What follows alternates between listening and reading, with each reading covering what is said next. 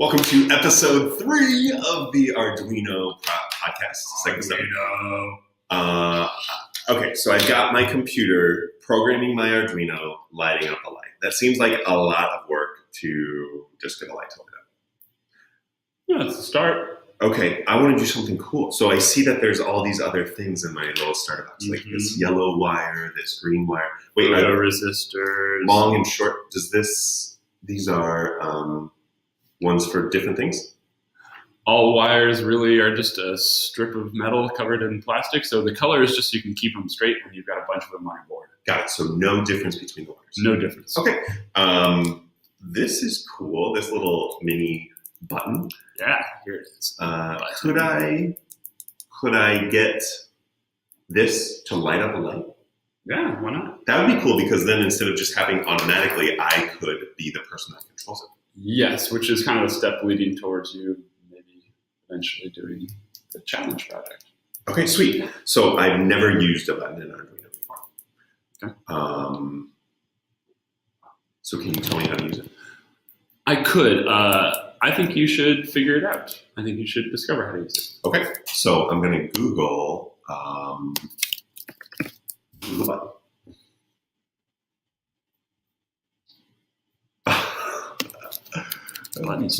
Button storage. So I need to modify my search so that it's more specific. So what if I try button for Arduino?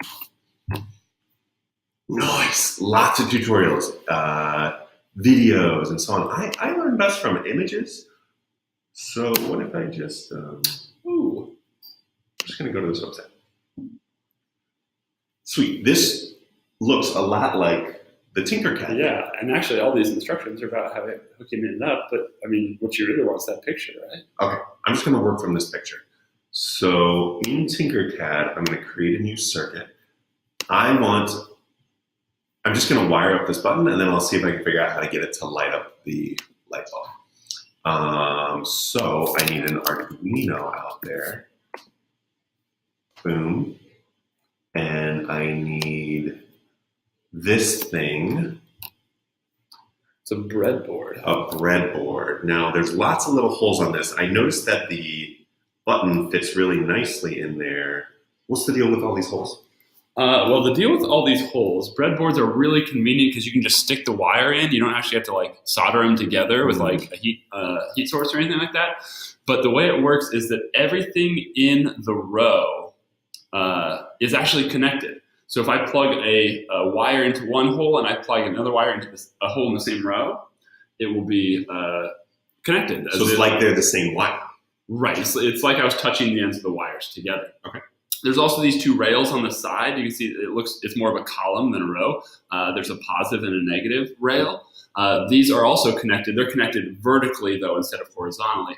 And a lot of people use this to, they connect their positive rail to their power source and their negative rail to their ground, which we can learn about later, because that way they can, lots of connections need to be made to those. So positive to the voltage, negative to ground. Right. Now, don't try this at home, but one thing that I think is making a lot of sense to me is if the foam is taken off the backside, then you can see all of the connections that are being made. Yeah. So you won't be able to see this, but you can actually see those connections that we were talking about, those horizontal connections. They're connected with a strip of metal vertically on the side on the rails and horizontally here. You can also see that down the middle there's two separate rows. So it's not the whole row. There's a gap in between.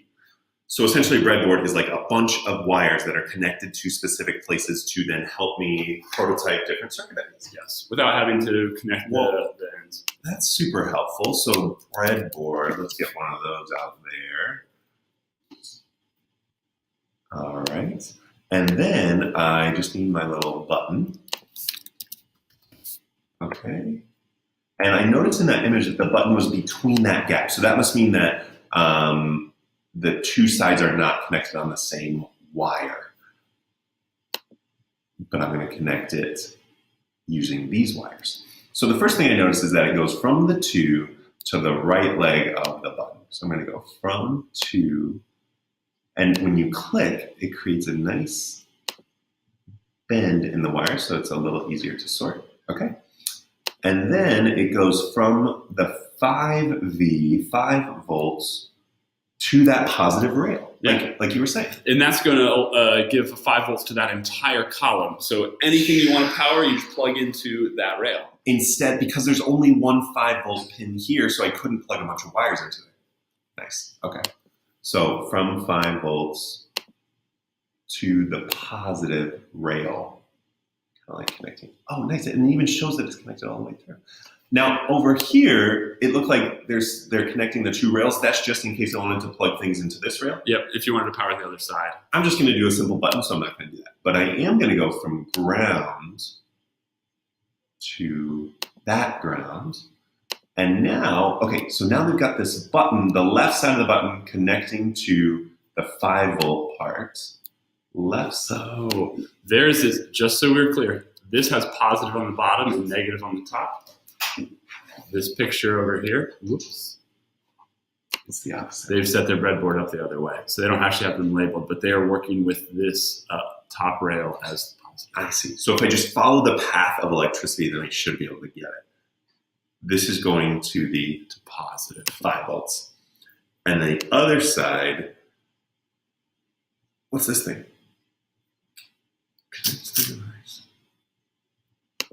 Resistor. Mm-hmm. Okay. So I'm going to get one of these resistors. By the way, if we're moving too fast, the benefit of video is that you can click pause and find these things for yourself. So this resistor is vertical. I'm going to put it here, but then I'm going to change its angle. Oops, like that. And now it goes from here to here, and then from there to ground. Great. From here to here. Okay, let's check that I have all the wires. I've got that. Sweet. Okay, so I've got a button now that I can push. But my light is still blinking. I want my button. I don't want it to just blink automatically. I want my button. You're still running the old program. Okay, so I need to change my program. I'm going to just dump this old program here and just start from new. Now, when the button is pushed, I want the light to go on. That's like an if-then statement. So I'm going to put this if-then block out there. When you went to control, you did a great job of selecting the control feature. That's all your if-thens, your loops. Sweet. So now I see that there's these inputs and outputs. And the way I'm kind of thinking about it is I'm inputting into the Arduino when I push the button. So that would be an input. And it's going to pin 2, but this says digital and this says analog. What's going on there? So digital is either a 0 or a 1. It's on or it's off. Like a button. Like a button. On or off. Yeah. Okay. So what would analog be? Analog are things where there's a range, like, you could say shades of gray if it were color, but essentially like it could be on, off, or it could be something in between. Like a volume knob. Yeah, so volume knob is a really good example of analog. Because it goes, what? So versus a button is just on or off. So this says digital, so I'm going to use this digital, and it's pin 2.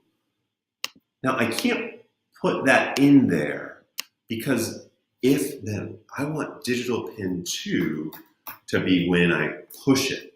And so that is, if I push it, it's going to be equal to a certain thing. Right. So if I read digital pin 2 and it reads as on. Yeah. Now, on, we talked about zeros and ones. I believe I would use this software specifically, but I think the 1 would work. But often what's used in Arduino is the concept of the high voltage or the low voltage. So when I'm pushing it, when I push this button, I'm going to do a little path of the electrons here. From the 5 volts, and when the button is not pushed, then it can't jump that switch. Can't jump that switch. But when it is pushed, the electrons go to the 2. Right. The electricity goes to the 2. So I'm going to plug that in here, but it's not, I'm going to call it high. So when the button is pushed, there's electricity going to this pin 2.